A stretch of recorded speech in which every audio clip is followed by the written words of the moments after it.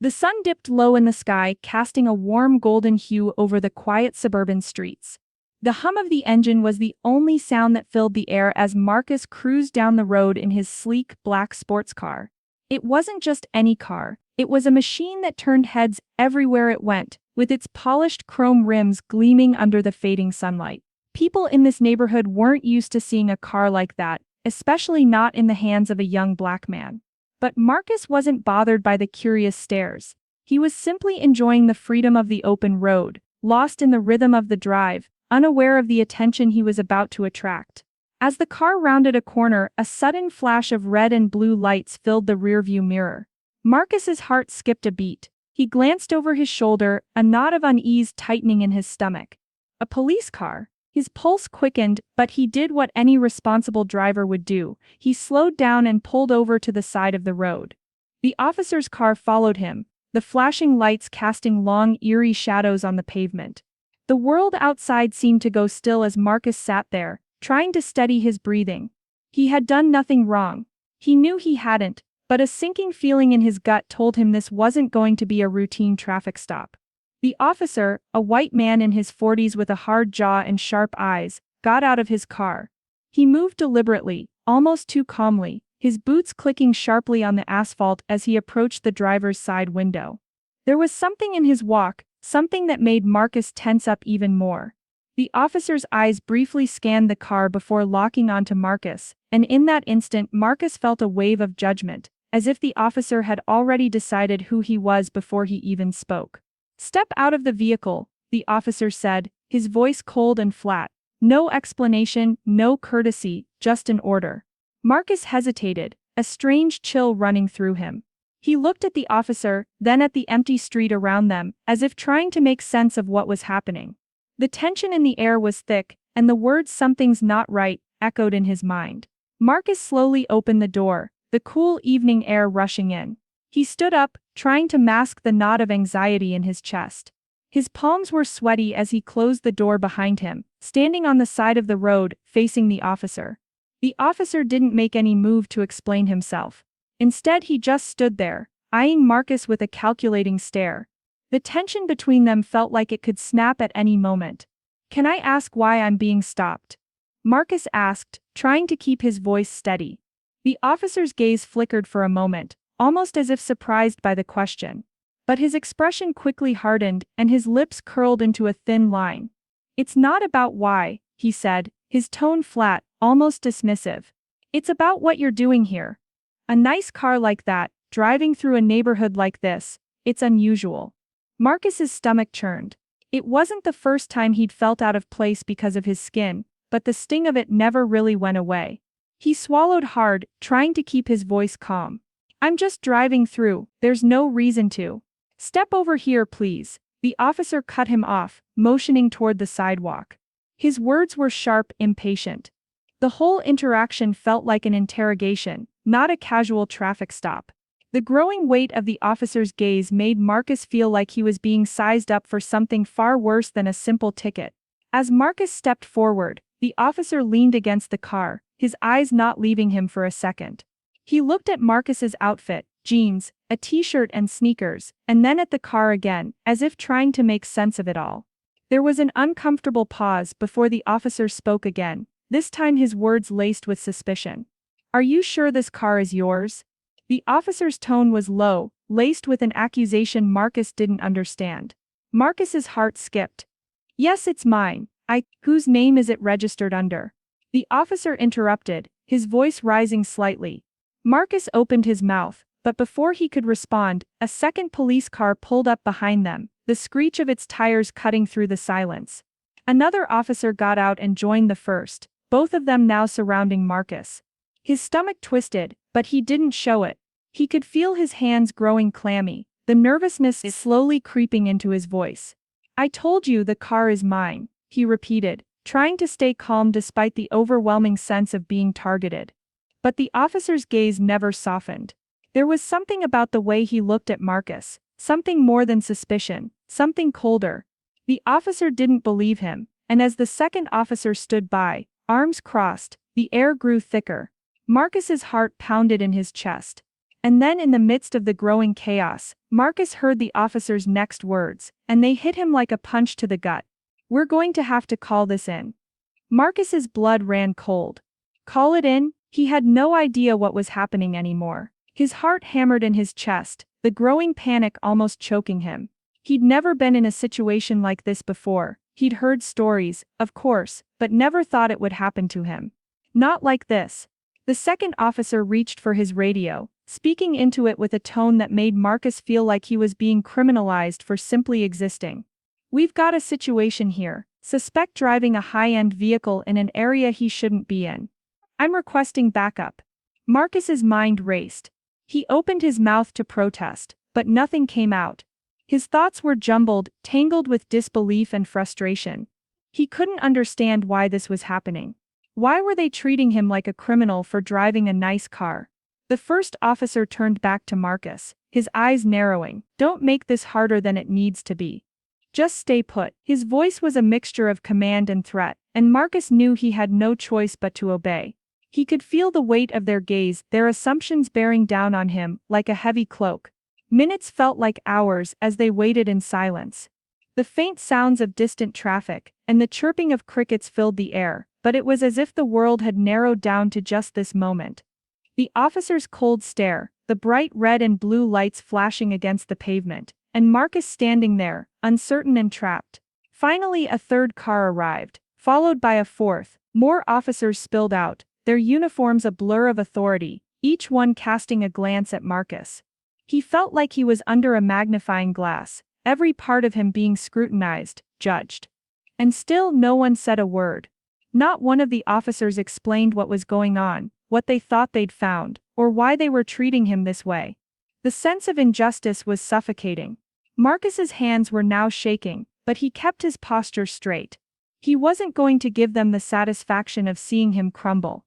He was trying to remain calm, trying to hold on to the tiny sliver of dignity he had left. But deep down, he knew what was happening. He knew why they had stopped him. It wasn't about the car. It wasn't about any traffic violation. It was about who he was. The silence between them stretched, and just as Marcus was about to say something, anything, a familiar voice broke through the tension. "Marcus!" It was his mother, Mrs. Williams. She had arrived. Marcus's chest tightened with relief, but also with a sinking feeling. His mother wasn't just arriving as his advocate, she was walking straight into a storm. But her presence was a sudden ray of hope in the dark, and Marcus couldn't help but feel a wave of gratitude wash over him. She wasn't just any mother. Mrs. Williams was a woman of power, a successful businesswoman who had worked tirelessly to break barriers and climb to the top in her field. She didn't fit the mold of what these officers might expect, and Marcus knew her presence here would change everything. The officer turned toward her as she approached, his posture stiffening, though he didn't seem at all surprised to see her. He clearly hadn't expected this twist. "Why are you treating my son like this?" Mrs. Williams asked, her voice calm, but there was no mistaking the authority in it. She looked at the officer as if she were speaking to a child who had misbehaved. "What has he done wrong?" The officer shifted uncomfortably, his gaze flickering between Marcus and his mother, but before he could speak, Mrs. Williams took another step closer, her eyes narrowing. "My son has done nothing wrong," she said firmly. "And neither have I." The officers exchanged uneasy glances, and for a moment it felt like the world had shifted. Mrs. Williams was not just any mother, she was a force, and she was about to reveal something that would challenge everything the officers thought they knew. She reached into her purse, pulling out a set of keys, and with a steady hand she held them out for the officer to see. "I'm the one who bought that car," she said quietly, her words carrying a weight that made the officers stop in their tracks. "I bought it for him. He worked hard for it, and it's his." The officer blinked, clearly caught off guard by this revelation. The confusion in his eyes was evident. This wasn't the story he had been expecting. And it was certainly not the one he wanted to hear. The tension hung in the air, and Marcus felt a glimmer of hope, an unfamiliar feeling, like a door opening where there had once only been a wall. The officers who had made their assumptions based solely on his appearance were now faced with the truth. The story they had been constructing about Marcus was falling apart, piece by piece. But even as the reality of the situation began to settle in, Marcus couldn't shake the feeling that something deeper was at play here. The officers were still standing there, still trying to make sense of the shift in power, and Marcus could feel their discomfort, their struggle to accept the truth. The fact that a black woman, a woman of wealth and success, could be his mother was something they hadn't prepared for. The officer, still visibly shaken, shifted on his feet. This doesn't change anything," he muttered, though his voice lacked conviction. Mrs. Williams' gaze never wavered. "It changes everything," she said. "It changes how you see my son, and how you see me." And for the first time that night, the officer was speechless. The silence that followed was heavy. The officers stood awkwardly, their earlier confidence drained away. The lead officer looked at Marcus again, this time not with suspicion, but with something close to shame. But he still wouldn't meet Mrs. Williams's eyes for long. He cleared his throat, as if trying to find the right words to justify what had just happened. Marcus, still standing quietly at the curb, watched the moment unfold. A part of him wanted to shout, to let out all the anger and humiliation he'd been holding in since the flashing lights first appeared behind him. But he stayed quiet. His mother was here now, and her calm strength was doing what his voice alone could not.